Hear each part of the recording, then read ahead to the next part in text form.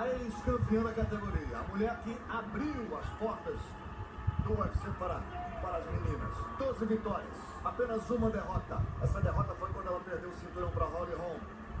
Aí está ela. Ela está de volta. She's back.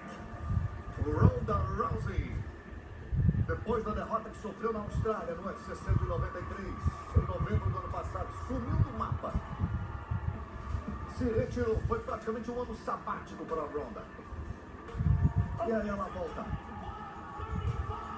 Pesando 135 libras, batendo e cravando o limite da categoria. Primeiro sorriso. Quanto tempo que a gente não vê esse sorriso da Ronda?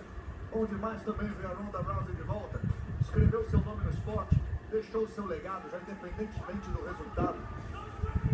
As meninas do MMA, as meninas do UFC têm que agradecer muito a Ronda por tudo que ela fez. E aí pintou a nossa...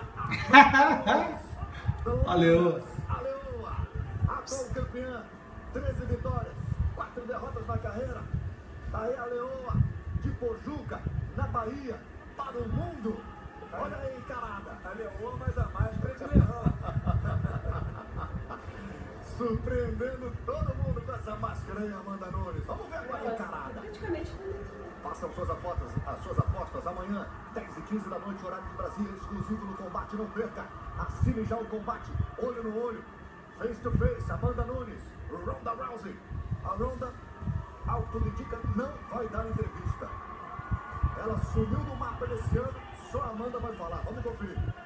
Eu estou aqui com a campeã, Amanda Nunes. Amanda, isso aqui é um incrível momento para você, para defender o seu título. Fale sobre a luta de amanhã, o que ela significa para você. Significa tudo para mim. Eu vou mostrar a todos que eu sou a verdadeira campeã. Eu vou mostrar para vocês. Estejam prontos para amanhã à noite. Boa sorte para você. Muito obrigado. Amanda Nunes, senhoras e senhores.